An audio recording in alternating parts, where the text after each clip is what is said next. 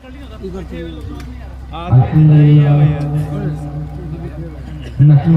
ونستعينه ونستغفره ہو گیا آپ کا ونؤمن به ونتوکل علیہ ہو بھیا پنجابی آپ کو کھول دیں گا ونعوذ بالله من شرور انفسنا ومن سیئات اعمالنا من يهده الله فلا مضل له ومن يضلل فلا هادي له واشهد ان لا اله الا الله وحده لا شريك له واشهد ان محمدا عبده ورسوله اما بعد اعوذ بالله من الشيطان الرجيم بسم الله الرحمن الرحيم يا أيها الذين آمنوا اتقوا الله حق تقاته ولا تموتن إلا وأنتم مسلمون فإن خير الحديث كتاب الله وخير الهدي هدي محمد صلى الله عليه وسلم وشر الأمور محدثاتها وكل محدثة بدعة وكل بدعة ضلالة بسم الله الرحمن الرحيم وما من دابة في الأرض إلا على الله رزقها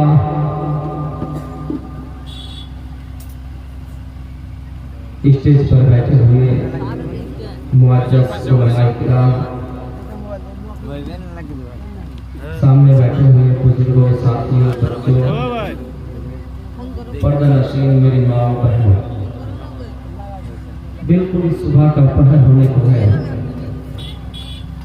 اس لیے میں نے مختصر خطبہ پڑھا اور قرآن کی آیت پڑھی جس میں اللہ رب العالمین یہ کہہ رہا ہے کہ دنیا میں جتنے بھی دابہ چلنے والے، رینگنے والے جاندار ہیں، کوئی ایسا نہیں جن کا رزق اللہ کے ذمے میں نہ ہو۔ ایک کانا کو بھی کھانا ملتا ہے، ایک لنگڑے کو بھی ملتا ہے، اور جو کالی چیونٹی پہاڑ کے کسی گوشے میں چلتی ہے ان کو بھی کھانا ملتا ہے۔ وَمَا مِن دَابَّةٍ فِي الْأَرْضِ إِلَّا عَلَى اللَّهِ رِزْقُهَا۔ سب سے پہلے میں یہ کہنا چاہوں گا کہ آپ لوگوں کا میں بہت بہت شکر گزار ہوں کہ آپ لوگوں نے پہلا پروگرام کیا اور اللہ کے فضل و کرم سے یہ پروگرام کامیاب بھی ہے۔ اور یہاں مجھے خوشی اس بات کی بھی ہوئی کہ آپ کے اسٹیج میں مجھے معروف و مشہور مایہ ناز علماء کرام دیکھنے کو ملا۔ کبھی کبھی وہ کہا جاتا ہے کہ کوے سے کوے کا بچہ چالاک ہوتا ہے، کیونکہ تور کو جو فضیلت حاصل ہے وہ ہمالیہ کو نہیں۔ تو میرے پیارے ساتھیوں،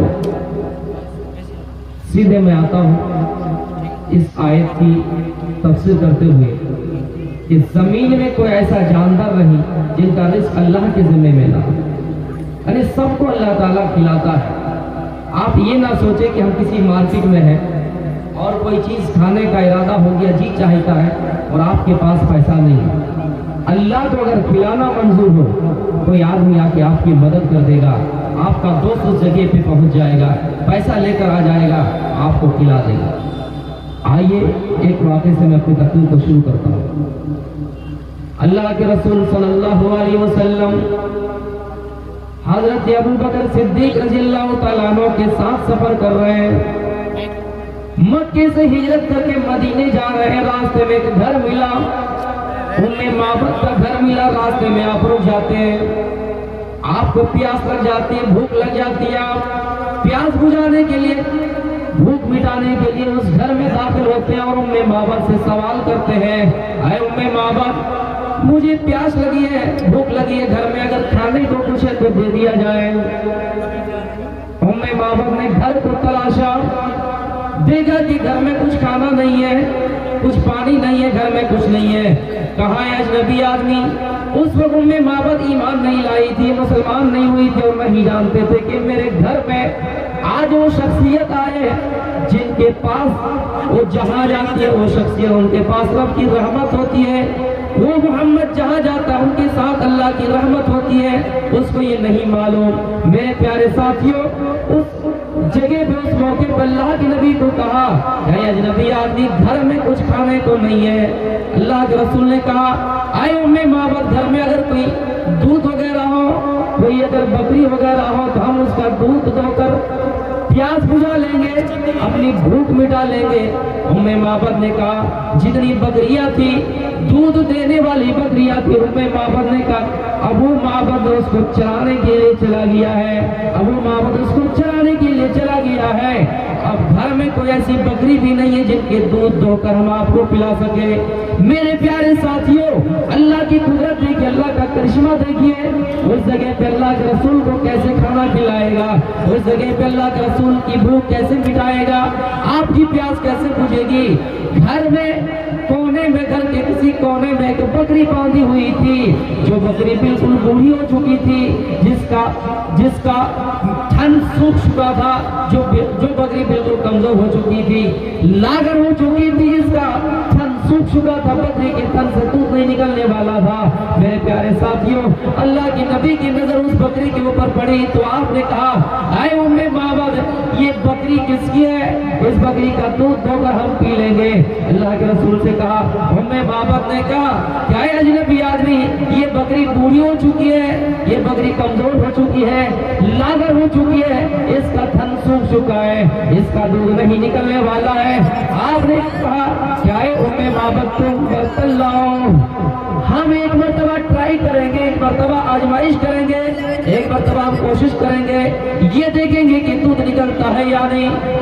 معبد نے مسکرا کر کہا اے میرے بیٹے، اگر آپ کو یقین نہیں تو میں برتن لا کر دیتی ہوں، آپ اس برتن کو لیجیے اور دودھ دینا شروع کیجیے۔ میرے پیارے ساتھیوں، معبد نے برتن لایا، بالٹی لایا اور اللہ کے رسول کو دے دیے۔ آپ اس برتن کو لے کر اس بکری کے پاس چلے گئے اور بیٹھ گئے دودھ دھونے کے لیے، دودھ دھونے کے لیے بیٹھ گئے۔ بکری نے پیر پھیلا دیے، جس طرح ہم اور آپ جب کوئی دودھ دھوتا ہے تو جانور کا ہی رول ہوتا ہے، جانور کا ہی نیم ہوتا ہے کہ وہ اپنے پیر کو پھیلا دیتے ہیں۔ کرشمہ دیکھیے، وہ بکری بوڑھی ہو چکی تھی، لاغر ہو چکی تھی، کمزور ہو چکی تھی، جس کا تھن سوکھ چکا تھا، لیکن معجزہ دیکھیے، اللہ کا کرشمہ دیکھیے، اللہ کی قدرت دیکھیے، اللہ کی مشیت دیکھیے۔ جب اللہ کے رسول دودھ دھونے کے لیے بیٹھ گئے، وہ بکری اپنا پیر پھیلا دیا اور دودھ دوہنا شروع کر دیے، اور پھر دودھ نکلنا شروع ہو گیا۔ اتنا دودھ نکلا، ابو بکر نے پیا، اللہ کے رسول نے پیا، اور کہے معبد تم بھی پیو، اور یہ کہا کہ معبد اب یہ بکری دودھ دیتے رہے گی، اب اگر تمہارا شوہر بھی پیے گا۔ تو میرے پیارے ساتھیوں، حقیقت میں رزق کا مالک اللہ ہے، اللہ کے رسول بھوکے ہیں، پیاسے ہیں، لیکن آپ کو اللہ نے معجزہ دیا۔ یہ اللہ کا کرشمہ ہے، اللہ کی قدرت ہے کہ اس جگہ پہ بکری دودھ دینے لگی، آپ نے دودھ نکالنا شروع کر دیا، اور اتنا دودھ ہوا کہ آپ نے خود پیا، اور ابو بکر صدیق رضی اللہ تعالیٰ عنہ نے پیے۔ اس کے بعد معبد کے لیے بھی کچھ رکھا، ابو معبد کے لیے بھی کچھ رکھا۔ یہ کہہ کر اللہ کے رسول چلے گئے، اور اتنے میں بکریاں چرا کر ابو معبد گھر میں تشریف لے آئے، ان کا شوہر گھر میں تشریف لائے۔ گھر میں جب تشریف لائے تو دیکھا کہ گھر میں دودھ۔ اس نے حیرت سے پوچھا کہ بیوی، او میری بیوی، وہ محترمہ، یہ بتاؤ کہ گھر میں دودھ کہاں سے آیا؟ جتنی بکری دودھ دینے والی تھی ساری بکریاں تو میں نے چرانے کے لیے چلی گئی، میں نے چرانے کے لیے چلا گیا، میں بکریاں چرانے کے لیے چلا گیا تھا، لیکن گھر میں دودھ دودھ کہاں سے آیا اور یہ گھر میں خوشبو کس چیز کی آ رہی ہے؟ میرے پیارے ساتھیوں، اس نے کہا کہ ضرور کوئی ہو سکتا ہے کہ تمہارے گھر میں کوئی شخصیت آئی تھی، کوئی ایسا شخص آیا تھا جن کی برکت سے آج تمہارے گھر میں دودھ آیا ہے۔ ابھی اس راہ سے گزرا ہے کوئی، ابھی اس راہ سے گزرا ہے کوئی، کہہ دیتی ہے صوفی نفس پاکی، اے ام معبد، اس گھر میں کوئی ایسا شخص آیا تھا، ایسا شخص آیا، اس گھر میں کوئی ایسا شخص آیا جن کے پاس ان کے ساتھ رب کی رحمت آئی تھی، جن کی خیر و برکت کا نتیجہ ہے کہ تمہارے گھر میں دودھ ہے، جن کی خیر و برکت کا نتیجہ ہے کہ آج تم دودھ سے سیراب ہوئے ہو، جن کی رحمت کا نتیجہ ہے کہ تمہاری بکری نے دودھ دیا ہے۔ میرے پیارے ساتھیوں، اس کے بعد اس نے کہا کہ وہ شخص کہاں گیا؟ وہ دوڑتا ہوا جاتا ہے اس کو تلاش کرنے کے لیے کہ گھر میں شکار کر کے دودھ، گھر میں شکار کر کے مچھلی لے کے آئے ہیں، گوشت لے کے آئے ہیں، ابھی ابھی پکایا جائے گا اور اس انسان کو کھلایا جائے گا۔ میرے پیارے ساتھیوں، وہ چلتے تیزی سے کہ اس کو پکڑ کے لائے اور گھر میں جو گوشت پکے گا اس کو کھلائیں گے۔ اتنے میں جاتا ہے کچھ دیر، پھر واپس آ جاتا ہے۔ بیوی پوچھتی گئے میرے شوہر کیا بات ہے؟ آپ اس کو لائیے اور جہاں بھی جائیں، تھوڑی دیر میں وہ نکلا اور تھوڑا ہی دور گیا ہوگا اور اس کو پکڑ کے لے آئے۔ وہ جاتا ہے اور تیزی سے بھاگ کے آتا ہے اور اپنے بیوی سے پوچھتا ہے، وہ میری بیوی، اتنے آدمی میں اس کو کیسے پہچانیں گے؟ ذرا تو اس کا حلیہ بتا کہ وہ شخص کون تھا، اس کی شکل کیسی تھی، اس کا چہرہ کیسا تھا، اس کی ناک کیسی تھی، اس کی آنکھیں کیسی تھی، اس کا چہرہ کیسا تھا، اس کا لباس کیسا تھا، اس کا حلیہ کیسا تھا، اس کا رنگ کیسا تھا، یہ جانیں گے تبھی نہ اس کو پکڑ کے لے آئیں گے۔ امی بابت کہتی ہے، اے میرے شوہر، میں اس کی مثال کیسے دے سکتا ہوں؟ اس کے اندر ایسا روپ تھا کہ میں اس کی مثال نہیں دیکھ سکتا۔ ایک بار اس کی طرف دیکھا تو دوبارہ دیکھنے کی ہمت نہیں پڑی۔ اس کا چہرہ کیسا تھا، اس کی ناک کیسی تھی، اس کے کان کیسے تھے، اس کی ہونٹ کیسی تھی، اس کی آنکھ کیسی تھی، اس کے پیر کیسے تھے، ان کی مثال کچھ نہیں کر سکتی۔ ہاں، اتنا جانتی ہوں کہ وہ سورج کا ایک ٹکڑا تھا، اتنا جانتی ہوں کہ وہ سورج کا ٹکڑا تھا۔ ساتھ علماء میں علامہ ابن قیم نے نقل کر دیا ہے میرے پیارے ساتھیوں کہ وہ اللہ کے رسول اس طرح تھے کہ لمبے قد کا تھے نہ چھوٹے قد کا تھے، چھوٹے قد کے تھے، آپ اتنا خوبصورت تھے میرے پیارے ساتھیوں۔ اس جگہ پہ ام معبد نے کہا کہ وہ چاند کا ایک ٹکڑا تھا، سورج کا ایک ٹکڑا تھا، اتنا کہہ سکا لیکن اس کا حلیہ نہیں بیان کر سکا۔ تو میرے پیارے ساتھیوں، اللہ کے رسول کی خیر و برکت کا نتیجہ ہے کہ وہ اپنی دودھ دینے لگے۔ اس نے کہا اللہ کے رسول کی مثال ہم نہیں دے سکتے ہیں، صرف اتنا کہہ سکتے ہیں کہ وہ سورج کا ایک ٹکڑا۔ اللہ کے رسول کی خوبصورتی کا ذکر ملتا ہے۔ حضرت عائشہ یہ شعر پڑھا کرتی تھی، لنا شمس وللآفاق شمس، اے لوگوں، ہمارا ایک سورج ہے اور آسمان والوں کا، آسمانوں کا بھی ایک سورج ہے، یعنی ہمارا سورج وہ ہے شمسی خیر من شمس السماء، ہمارا سورج آسمانوں کے سورج سے بہتر ہے۔ اللہ کے رسول کی خوبصورتی کا ذکر کر رہی ہے۔ حضرت عائشہ شعر پڑھا کرتی ہے کہ اللہ کے رسول کی خوبصورتی کا ذکر کرنے والوں، پوچھنے والوں، حلیہ جاننے والوں، ان کی شکل جاننے والوں، ان کی چہرہ کو جاننے والوں، شمسی خیر من شمس السماء، میرا سورج آسمان کے سورج سے بہتر ہے، اور آسمان کا سورج تو ہے فإن الشمس تطلع بعد فجر، جو فجر کی بعد طلوع ہوتا ہے، میرا سورج تو ہے شمسی طالع بعد العشاء، میرا سورج تو ہے کہ رات کے وقت عشاء کے بعد میرے بستر پہ آتے ہیں۔ میرے پیارے ساتھیوں، ایک بیوی اپنے شوہر کی خوبصورتی بیان کر رہی ہے، اپنے شوہر کا حلیہ بیان کر رہی ہے کہ آسمانوں کا ایک سورج ہے شمسی اور میرا سورج ایک ہے جو خیر من شمس السماء، آسمان والوں کے سورج سے بہتر ہے۔ شعر پڑھا کرتی تھی عائشہ اللہ کے رسول کی خوبصورتی۔ لوگوں، لنا شمس وللآفاق شمس، ہمارا ایک سورج ہے، اللہ کے رسول ہمارے لیے سورج ہے۔ ایک بیوی اپنے شوہر کی تعریف کر رہی ہے۔ اس زمانے میں اگر مولوی شوہر بھی مل جائے نا تو بیویاں کیا کہیں گی؟ ان کے اندر آئے ڈھونڈتے رہیں گی، ان کو پتا رہتا ہے کہ ہاں میرے شوہر کے اندر کیا کمی ہے۔ आज हजरत आयशा अल्लाह के रसूल की खूबसूरती का जिक्र कर रही है और ये शेर पढ़ती है, लना शम्सुन वलिल आफाक़ि शम्सुन, लोगों हमारा एक सूरज अल्लाह के रसूल है और एक आसमान का सूरज है। आसमान का सूरज दिन में फजर के बाद तुलू होता है, मेरा सूरज बेहतर है, शम्सी खैरु मिन शम्सिस समा, मेरा सूरज आसमान वालों की सूरज से बेहतर है। फइन्न शम्स तत्लु बाद फजरिन, आसमान का सूरज तो है जो फजर के बाद तुलू होता है और मेरा सूरज शम्सी तालिउन बादल इशा, रात के वक्त इशा के बाद चमकता है। कभी हजरत हस्सान इब्न साबित ने अल्लाह के रसूल की खूबसूरती का जिक्र इस तरह फरमाया और शेर पढ़ा, वाहसन मिन कलम तरकत तुआइनी वाजिबल मिन कलम तलिदिन निसा, दुनिया में मेरी आंखों आज तक इतना हसीन जमील किसी का चेहरा नहीं देखा है।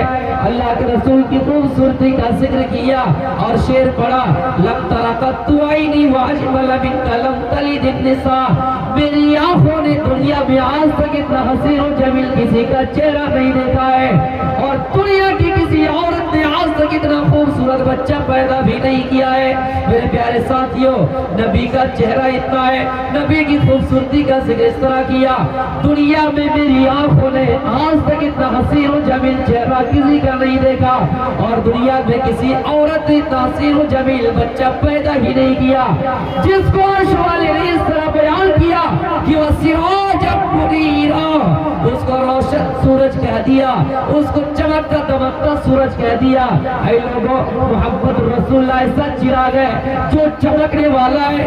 आसमानों का सूरज तो दिन में चमकता है, बादली छा जाता है तो गुरूब हो जाता है, रात होती है तो छुप जाता है, लेकिन जनाबे मोहम्मद रसूलुल्लाह ऐसी सूरज है जो एक हैवान के लिए भी है, एक परिंदे के लिए भी है, एक मुसलमान के लिए भी है, जिन्नों के लिए भी है, इंसानों के लिए भी है।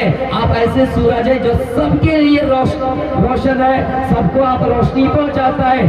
आप तमाम कायनात के लिए रहमतुल लिल आलमीन, रहमत बनकर आए हैं। तो मेरे प्यारे साथियों, आपकी खूबसूरती का जिक्र इस तरह मिला। किसी ने ये कहा आपकी खूबसूरती इतनी थी कि आपकी दांत से जो चमकती हुई रोशनी निकलती थी, अगर जमीन में वो रोशनी पड़ जाती तो जमीन में पड़ी हुई सुई भी दिख जाया करती थी। तो मेरे प्यारे साथियों, किसी ने इस तरह हुलिया बयान किया, किसी ने इस तरह उसकी शक्ल बयान की। मैं ये कहना चाहता हूँ कि जहाँ अल्लाह जिसको खिलाना चाहे, जब खिलाना चाहे, जब पिलाना चाहे, तो दुनिया की कोई ताकत उसको रोक नहीं सकता। आप देखिए, कोई गरीब से गरीब आदमी कब अमीर बन जाता है, कोई अमीर से अमीर आदमी कब गरीब बन जाता है। इसलिए जब अल्लाह आपको दौलत दे तो उसको इतरना नहीं है, आपको घमंड नहीं करना है। हो सकता है ये दौलत कब चली जाए। और ऐ गरीबों, जिनके पास माल की कमी हो, अल्लाह करो, जिनके पास ताकत ना हो, वो अल्लाह से दुआ करो, हो सकता है तुम्हें भी अल्लाह मालदार बना दे। और जो मालदार बन जाए उनको भी दुआ करनी चाहिए, अल्लाह मैं इस माल को सही रास्ते में खर्च कर सकूं, इस माल को सही रास्ते में खर्च कर सकूं। खिलाने वाला कौन? अल्लाह। पिलाने वाला अल्लाह। जिसको खिलाना चाहे कोई रोक नहीं सकता। जिसके किस्मत में अल्लाह ने जो लिख दी है वो नहीं मिल सकता। छोटे बच्चे से पूछिएगा आपको कौन खिलाता है, कहेगा बाप। जवान से पूछिएगा आपको कौन खिलाता है, कहेगा मैं खुद कमा के खाता। बूढ़े आदमी से पूछिएगा कौन खिलाता है, बेटा। लेकिन हकीकत में खिलाता कौन? अल्लाह। कैसे? छोटा बच्चा है, बाप नहीं है, माँ नहीं है, गांव का सहारा मिल गया, बैतुल माल से पैसा आ गया, उस बच्चे का खर्च उठा लिया। कौन खिलाए? अल्लाह। जवान है लेकिन आप के कारोबार में आग लग गई। आया देखा ना, भड़ोसिया में पूरे बस्ती जल गई। एक दिन की बात बता रहा, आप महरूम हो गए, दौलत है, पैसा है, लेकिन सैलाब आया, खत्म हो गया। आप मालदार हैं लेकिन आप मांग नहीं सकते, दूसरों ने आपकी मदद कर दी। आप बूढ़े हैं, आपका बेटा नहीं, आपको कहीं से सहारा मिल गया। एक मुक़र्रिर साहब या स्टेज में कोई मौलवी साहब तकरीर फरमा रहे थे, अल्लाह जिसको खिलाएगा वही खा सकता है। جس کو نہیں کھلائے گا نہیں کھا سکتا. ایک آدمی اٹھ کے آیا, میں نہیں کھاؤں گا, اللہ کیسے کھلاتا ہے دیکھیں گے. اچھا نہیں کھاؤ گے. وہ مولوی کہا کہ ہاں تم کو اللہ کھلائے گا, کیسے کہہ رہے ہو کہ نہیں کھائے, کھلائے گا, نہیں کھلا سکتا ہے. کہ ہم کھائیں گے اللہ کیسے کھلا سکتا ہے. وہ ہٹ درمی کرنے لگے, گھر گئے, وہ نوجوان گھر گئے. مارے کا دوپہر کا وقت گزر گیا. کیا بات ہے بیٹا تم کھاؤ گے یا نہیں؟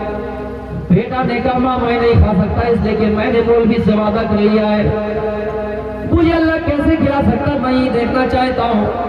میں نہیں کھاؤں گا کہ اللہ آسمان سے زمین پہ آئے گا اور مجھے کھلائے گا. میں نے مولوی صاحب سے بحث کر لی ہے, وعدہ کر لیا کہ میں نہیں کھاؤں گا.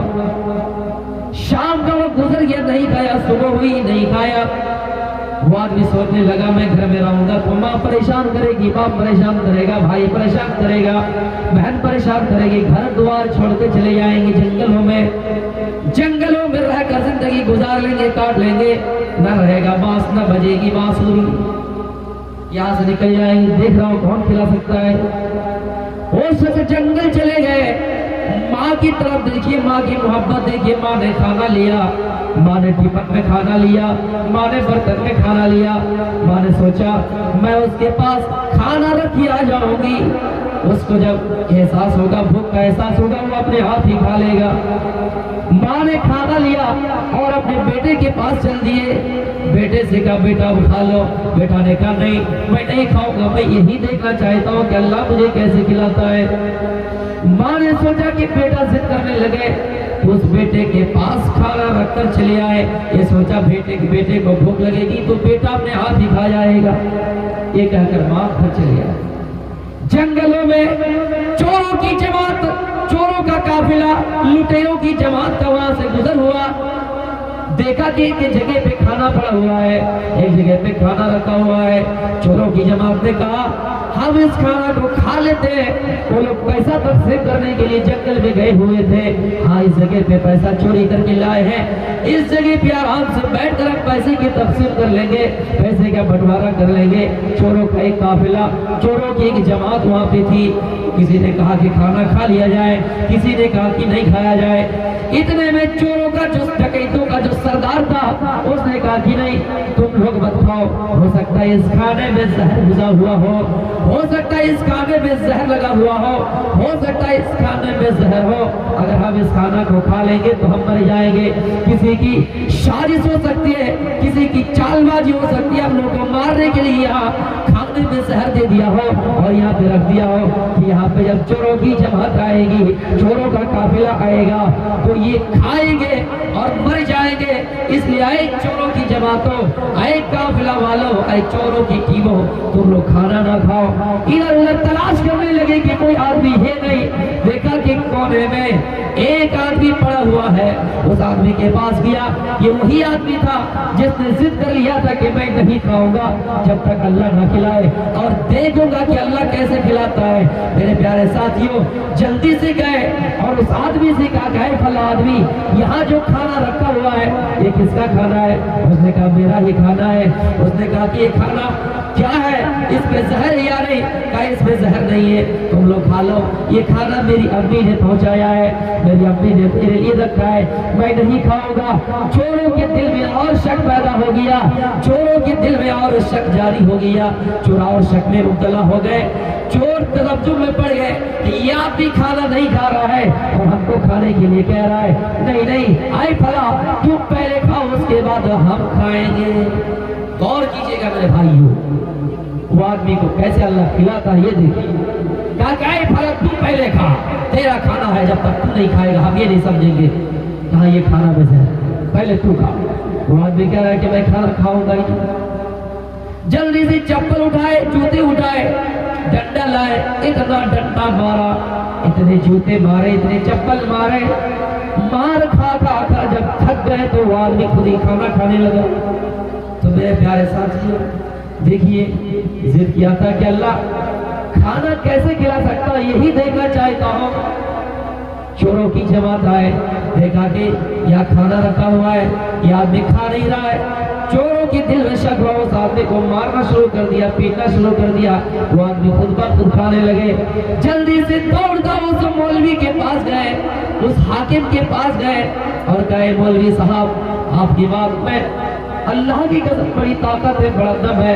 आपने कहा था अल्लाह जिसको खिलाना चाहे खिलाकर ही रहेगा, जिसको नहीं खिलाना चाहे नहीं खिलाएगा। लेकिन आपने ये बात भी कह दिए होते कि जो खाना नहीं खाता है अल्लाह अगर उसको खिलाना चाहे तो मार मार के भी खिला सकता है, जिस तरह मुझे जूती मार मार कर खिलाया गया।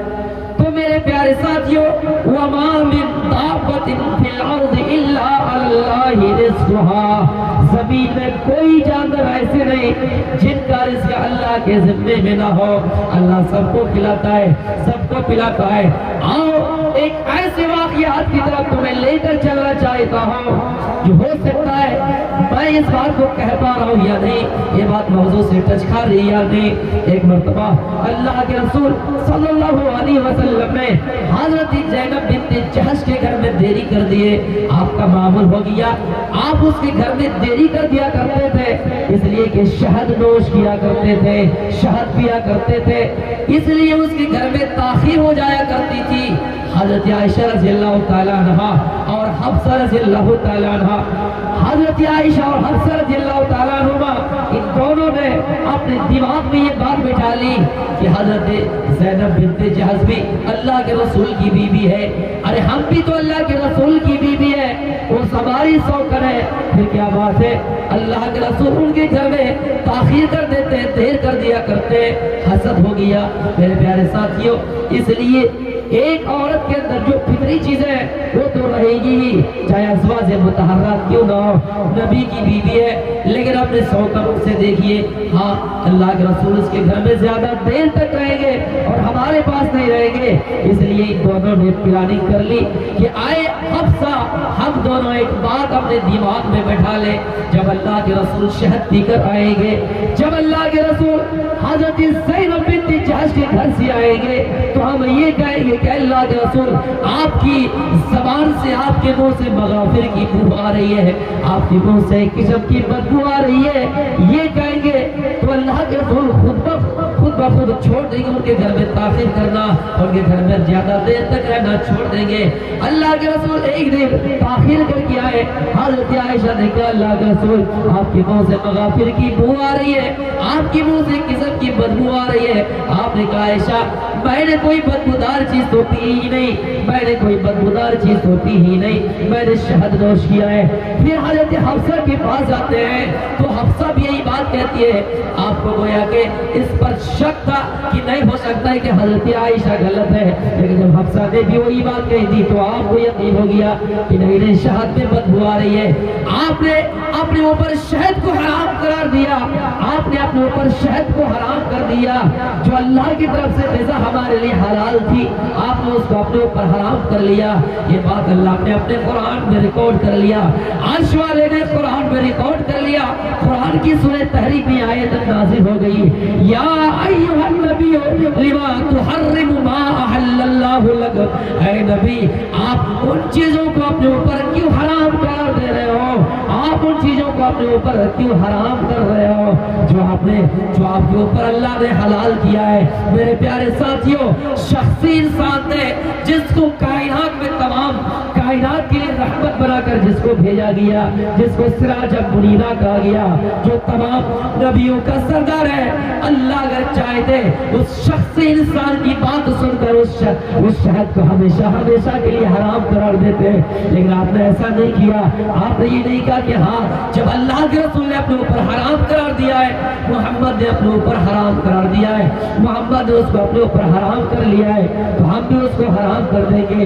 नहीं मेरे भाइयों, जो ग़िज़ा अल्लाह इंसान को खिलाना चाहे, अगर शख्सी इंसान भी उसको अपने ऊपर हराम कर ले, शख्सी इंसान अगर बड़ी हस्ती भी अपने ऊपर हराम कर ले, मसलन कितने ऐसे मुसलमान है जो गाय का गोश्त खाना पसंद नहीं करते, इसका मतलब ये नहीं कि उसके लिए हमारे लिए भी गाय का गोश्त हराम है, ऐसा नहीं।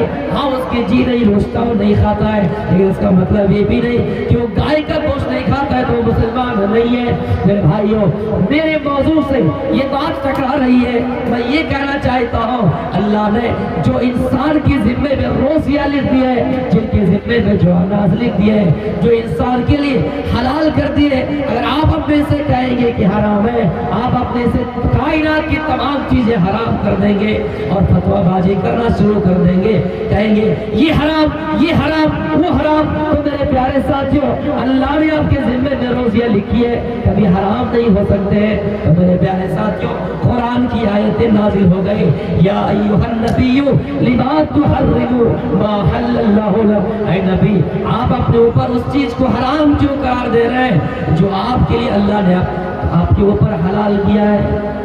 تو میرے پیارے ساتھیوں اللہ کے رسول صلی اللہ علیہ وسلم نے جب یہ جملہ کہا تو ہو سکتا تھا کہ اللہ تعالیٰ بھی اس کو قبول فرما لیتا اور شہد کو حرام کر دیتا، لیکن نہیں، یہ نہیں دیکھا کہ شخصی انسان ہے، یہ نہیں دیکھا کہ پورے کائنات کا امام ہے، یہ نہیں دیکھا کہ تمام انبیاء کا سردار ہے، یہ نہیں دیکھا کہ ایک نبی جو اس کے بعد آنے والے ہیں حضرت عیسیٰ علیہ السلام، وہ نبی بن کر نہیں اس کی امت بن کر آئیں گے۔ ان تمام خصوصیات کے بعد، ان تمام امتیازات کے موجود میرے پیارے ساتھیوں آپ نے نبی کی بات کو ریجیکٹ کر دیا اور آپ نے کہہ دیا کہ نہیں وہ حلال ہے، حلال ہے۔ آج اگر کوئی کسی کا گھر بلڈوزر سے چلا دے ہم اس کو بابا سمجھ لیتے ہیں،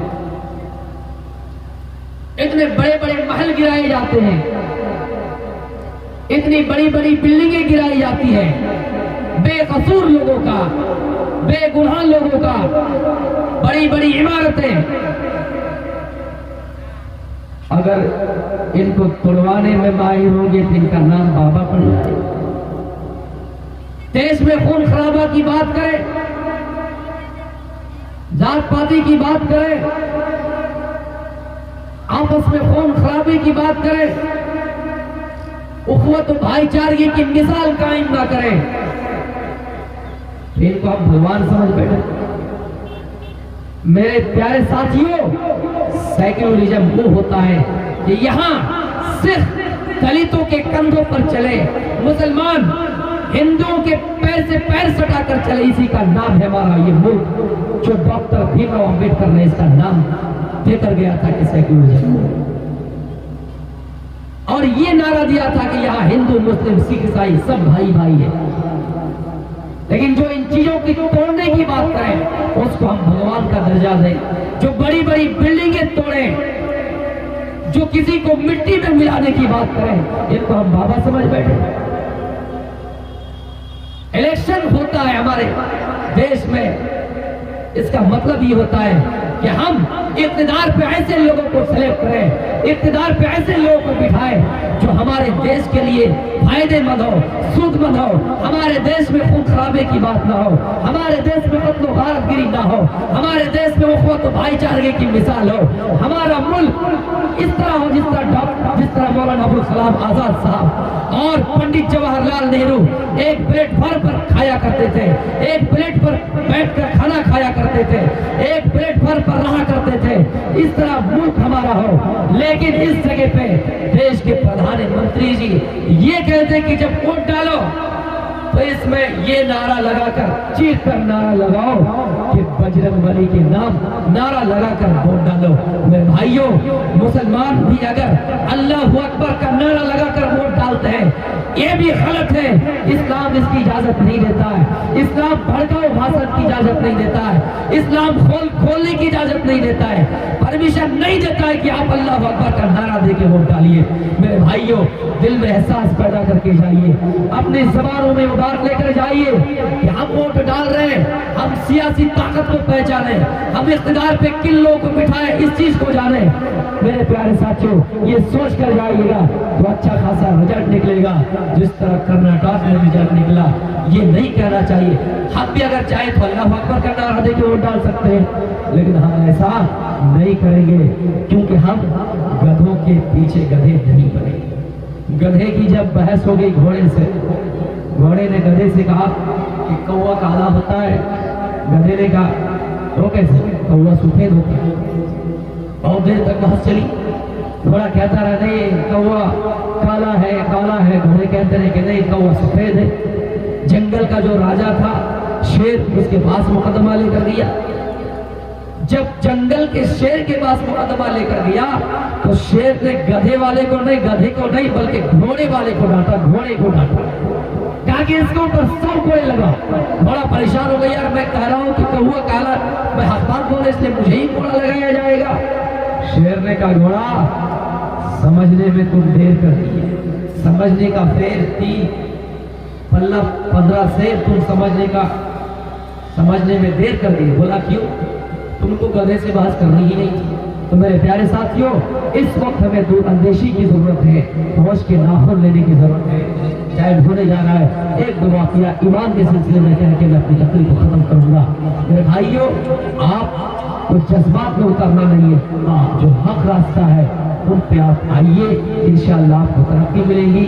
جو حق ہے آپ اس پہ اگر چلیں گے تو باطل کو ایک نہ ایک دن مٹنا ضرور ہے. اس لیے آپ حق کی طرف آئیے. میں یہ کہہ رہا تھا, زمین میں جتنے بھی جاندار ہیں سب کا رزق اللہ کے ذمہ میں ہے. اللہ کھلاتا ہے پلاتا ہے. اس لیے سب سے پہلے ہمارا ایمان مضبوط ہو, عمل صالح اس کے بعد ہو. اور ایمان کا مطلب یہ بھی ہے کہ ہم یہ کہیں کہ اللہ تو ہمیں کھلاتا ہے, تو ہمیں پلاتا ہے. تو یہی تو ہے ایمان, کہ ہم اللہ پر پہلے بھروسہ کریں, اس کے بعد عمل صالح کریں. ورنہ اگر ایمان نہیں ہے تو عمل صالح یعنی نیکی کے کام کریں گے وہ بیکار ہو جائیں گے. غیر مسلم ریاض دیکھیے, وہ کتنے ایسے مریضوں کا علاج کراتے ہیں فری میں, وہ دان کرتے ہیں, روزے داروں کو کھلاتے ہیں, پھر ان کو فائدہ کیوں نہیں ہوگا؟ اس لیے کہ ان کے پاس ایمان نہیں ہے. اور ہمارے پاس ایمان کی طاقت ہے, اور جس کے پاس ایمان کی طاقت ہو میرے پیارے ساتھیوں, گویا کہ وہ بنیاد سے جڑی ہوئی ہے. ایک ٹرک پر اگر 100 درخت لاد دیں گے, بڑی پیاری مثال دے رہا ہوں, ایک ٹرک پر 100 پیڑ کے درخت اگر لاد دیں گے اور وہ ٹرک چلتی ہوئی تیزی سے دوڑتی ہوئی وہ گاڑی آئیں گی, اور آگے ایک درخت جو جڑ سے لگا ہوا ہے, بنیاد سے جڑا ہوا ہے, کھڑا رہے, وہ ٹرک جا کر اس جگہ پہ رک جائے گا. بھائی کیوں ایسا؟ جبکہ اس ٹرک کے پاس اتنی طاقت ہے کہ وہ 30 ٹن سے 40 سے 60 ٹن بالو لے جا سکتا ہے, اتنا وزن وہ ڈھو سکتا ہے, اتنی طاقت ہے اس کے پاس, اس ٹرک کے پاس. باوجود ایک درخت جن سے وہ ٹکرایا, اسی طرح درخت 100 درخت اور بھی اس پر لادے ہوئے ہیں, لیکن وہ درخت جو لگا ہوا ہے اس سے جا کر یہ ٹرک ٹکرا جاتا ہے اور اسی جگہ پہ ٹرک رک جاتا ہے. کیوں؟ اس لیے کہ وہ جو 100 درخت اور اس کے اوپر لادا ہوا ہے وہ اپنے بنیاد سے کٹ چکا ہے, وہ اپنے بنیاد سے ان کا رشتہ ٹوٹ چکا ہے, وہ بنیاد سے جڑے ہوئے نہیں ہے. اور ایک درخت جو اپنے بنیاد سے جڑا ہوا ہے, زمین سے جڑا ہوا ہے, میرے پیارے ساتھیوں 100 درختوں کے اوپر وہ حاوی بن جاتا ہے. اس لیے کہ ان کا ایمان مضبوط ہے, وہ جڑ سے قائم ہے, وہ ایمان سے ان کا رشتہ جڑا ہوا ہے, یعنی درخت زمین سے لگا ہوا ہے. مسلمانوں, ہمارے پاس اگر ایمان کی طاقت ہے تو ہم بنیاد سے جڑے ہیں. اگر ایمان کی طاقت نہیں ہے ہم کھوکھلے ہیں. جس طرح فٹ بال کو مارا جاتا ہے اس کے اندر کوئی وزن نہیں ہوتا ہے, ان کو مارا جاتا ہے, ان کو پیٹا جاتا ہے, اس لیے کہ وہ کھوکھلا ہے. مسلمان اگر اپنے ایمان سے خالی ہے تو ہم فٹ بال سے کوئی اور زیادہ مثال نہیں رکھتے ہیں, ہم اور آپ فٹ بال بن جائیں گے. اس لیے ہمیں ایمان کو پہچاننا چاہیے. آپ دیکھیں گے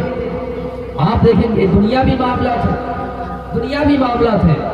جتنے پولیس کرمی ہیں وہ اگر آ جائے آپ کے پاس, آپ اس کو دیکھ کر ڈریں گے, اس لیے کہ ان کے پاس وردی ہے, اس لیے کہ ان کے پاس پرشاسن کی طاقت ہے, اس لیے کہ ان کے پاس گورنمنٹ کی طاقت ہے, اس لیے کہ ان کے پاس سرکار کی طاقت ہے. ہم بھی اسی طرح آدمی, ہم ان سے حالانکہ ہٹے گٹے بھی ہو لیکن ہم کو اس جگہ پہ ڈرنا ہے, اس لیے کہ ان کے پاس باہری طاقت ہے, گورنمنٹ کی طاقت ہے, اور ہمارے پاس کچھ نہیں ہے. تو میرے پیارے ساتھیوں, یہ پولیس کی وردی جو ہے ہم نے اور آپ نے دیا ہے, اس لیے پولیس والوں کو بھی چاہیے کہ اس کی طاقت کا صحیح استعمال کریں. لیکن آج کل وہ بھی بکے ہوئے ہیں. ورنہ عتیق اور اشرف کو جو یوپی میں مارا گیا, یہ جو آپ کا پریاگراج میں مارا گیا, ایک جگہ پہ 16 گولیاں اس کے اوپر چلائی گئی اور اس جگہ پہ 10-12 پولیس اسی جگہ پہ موجود تھی. اگر پولیس چاہتے اس جگہ پہ 1-2 گولیاں اگر چلاتے, پولیس اگر چاہتے تو کچھ کنٹرول کر سکتے تھے. لیکن آپ دیکھیے صورتحال, ایسے پولیسوں سنو, اگر تم مسلمان سے ہو تو اللہ کے رسول کی حدیث ہے صنفان من اہل النار, جہنم کے 2 گروہ ایسے ہوں گے جن کے پاس طاقت ہوگی لیکن وہ اپنی طاقت کا صحیح استعمال نہیں کیا ہوگا. غریبوں کے اوپر اپنے بیل کے جس طرح دھوپ سخت ہوتے ہیں اس جیسے کوڑے سے غریبوں کو ماریں گے, مظلوموں کو ماریں گے, بے بسوں کو ماریں گے. اگر مسلمان پولیس ہو تو تمہارا ٹھکانہ کہیں ایسا نہ ہو کہ ان 2 گروہ میں سے ایک گروہ میں ہو جاؤ. اگر دوسرے ذاتی سے ہو, کوئی سناتن دھرمی سے ہو تو کہیں ایسا نہ ہو کہ مرنے کے بعد سور بنا دیے جاؤ, مرنے کے بعد کتا بنا دیے جاؤ, مرنے کے بعد بلی بنا دیے جاؤ. تو میرے پیارے ساتھیوں, ہم تمام دیش کے پولیس کرمیوں سے اپیل کرتے ہیں کہ آپ کے پاس یہ طاقت ہے, یہ ایشور نے آپ کو بڑا وردان دیا ہے, آپ کی عزت ہم کرتے ہیں, رسپیکٹ آپ کی عزت کرتے ہیں, ویلکم آپ کی طاقت کا کہ آپ ہمارے دیش کی سرکشا کے لیے چنے گئے ہیں, آپ اپنی طاقت کا صحیح استعمال کیجیے. اتنا سا پیغام آپ ان لوگوں کو بھیج دیجیے گا. آئیے میں اپنے ایمانی جذبات کی طرف آپ کو لے کر آتا ہوں. حضرت ابو طلحہ انصاری صحابی ہے, قرآن پڑھتا ہے, قرآن کو اپنے ہاتھ میں اٹھاتا ہے, قرآن کو پڑھتا ہے. قرآن پڑھتے پڑھتے سورہ توبہ پر پہنچتا ہے. اتنے میں ایک آیت ان کے پاس, ان کے ہاتھ لگتی, اس آیت تک وہ پہنچتے جس میں اس آیت میں کہا گیا انفروا خفافا وثقالا وجاہدوا باموالکم وانفسکم فی سبیل اللہ. اے لوگوں, ہر حال میں کوشش کرو, ہر حال میں کوشش کرو, جہاد کے لیے نکلو. خفافا وثقالا, تمہارے پاس طاقت رہے یا نہ رہے, تمہارا جسم کمزور ہو, تمہارا جسم طاقتور ہو, تم طاقتور ہو یا ہلکے ہو, ہلکے جسم ہو یا بھاری جسم ہو, ہر حال میں جہاد کرو. تمہارے پاس طاقت ہو, تمہارے پاس طاقت نہ ہو, پیسہ ہو یا نہ ہو, خفافا وثقالا, ہر حال میں جہاد کے لیے نکلو.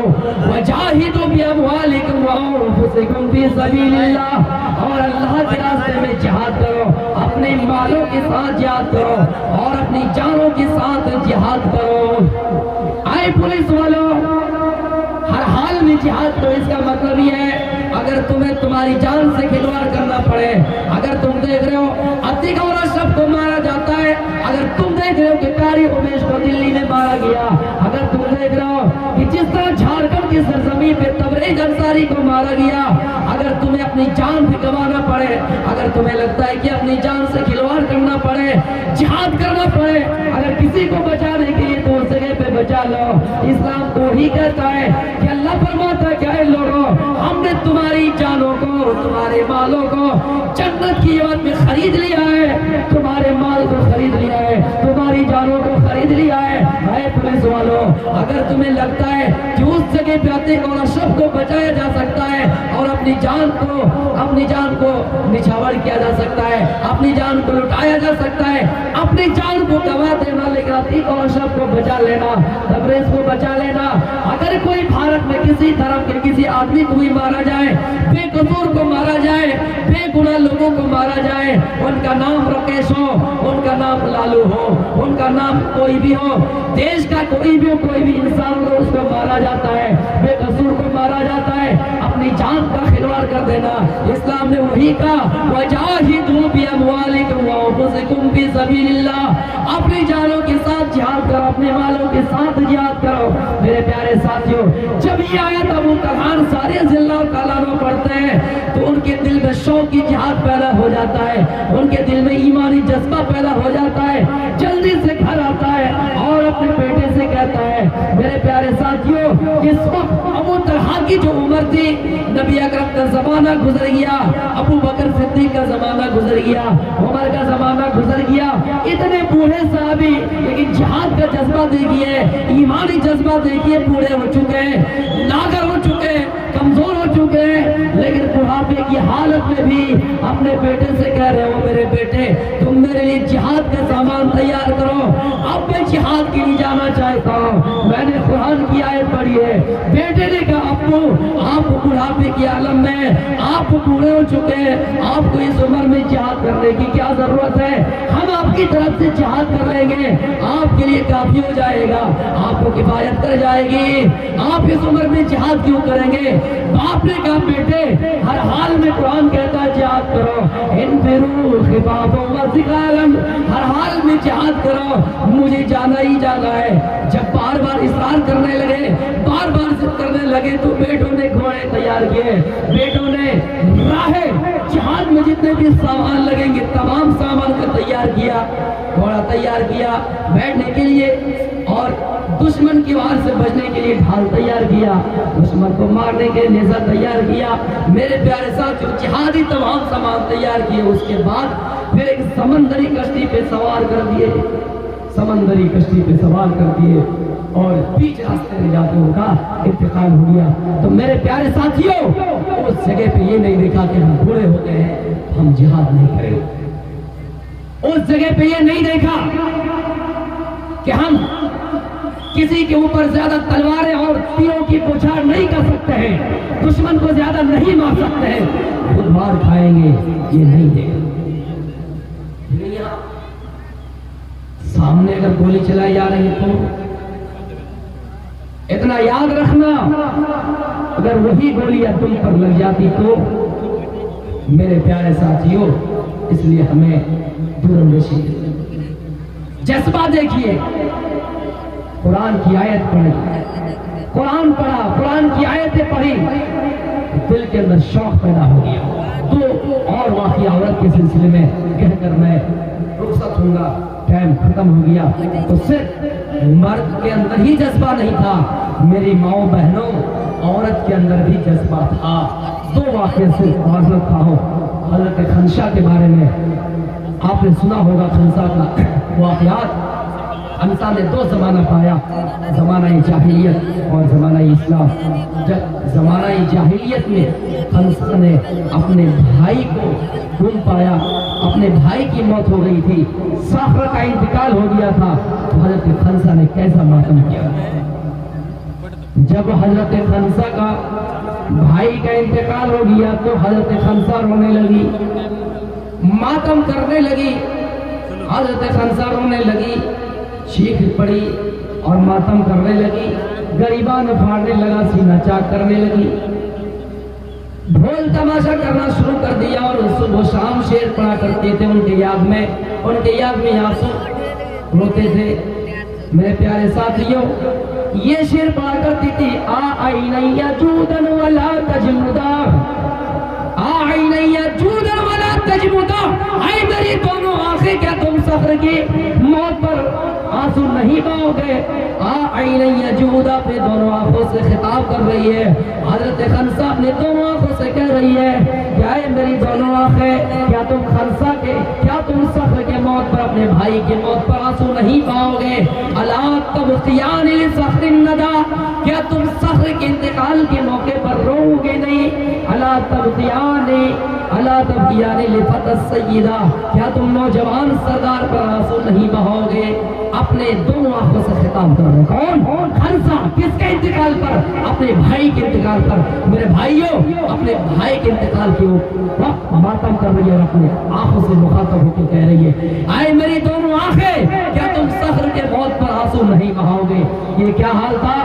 زمانے جاہلیت کا حال تھا جب وہ اسلام نہیں لائی تھی، لیکن جب اسلام لے کے آ گئی، میری ماؤں بہنوں سنو، جب وہ اسلام لے کے آ گئی تو ایمانی جذبہ دیکھیے۔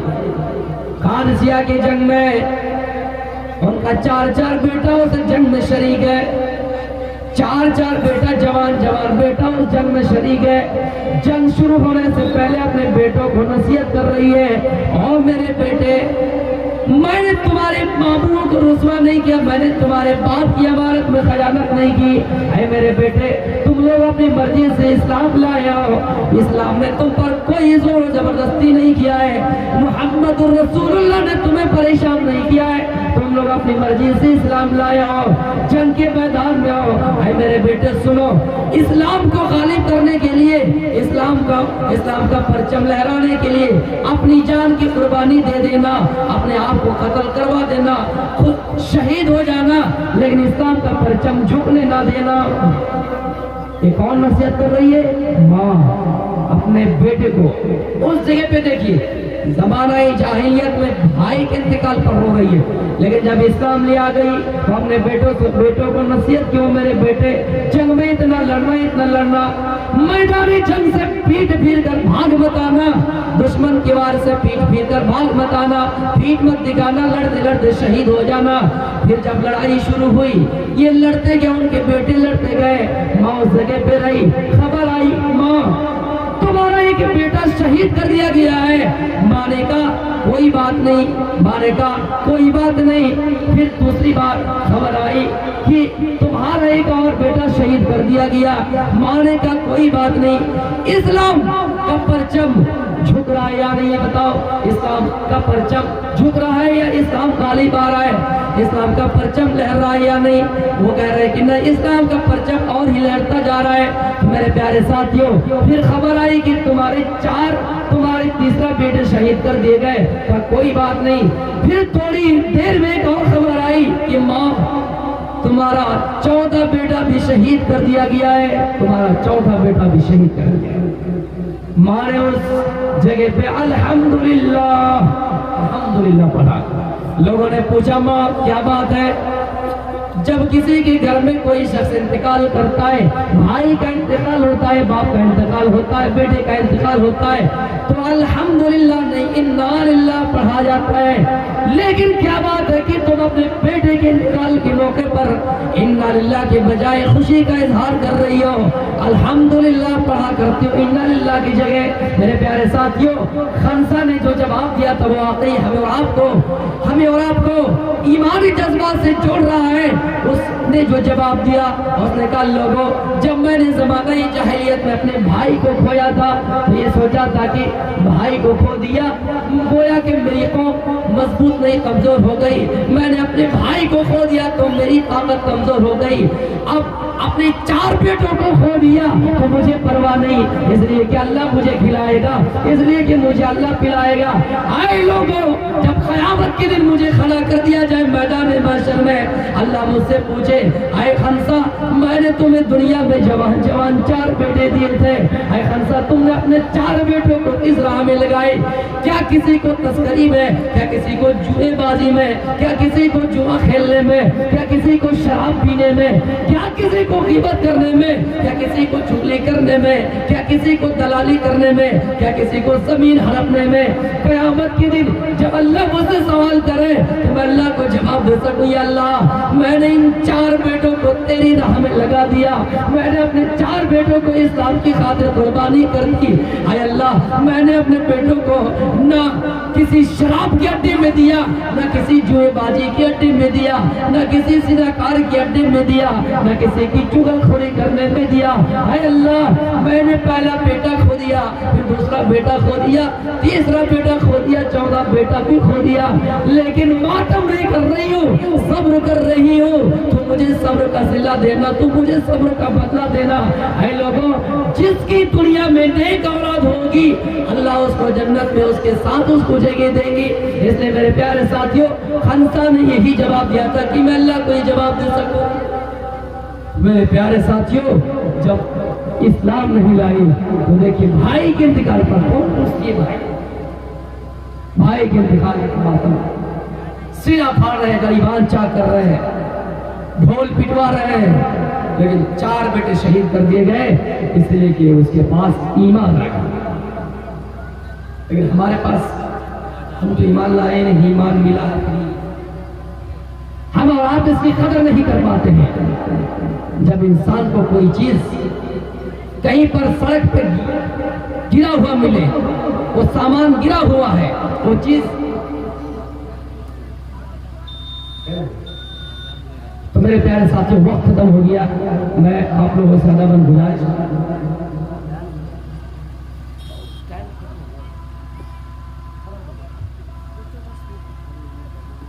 काट दीजिए मौलाना साहब।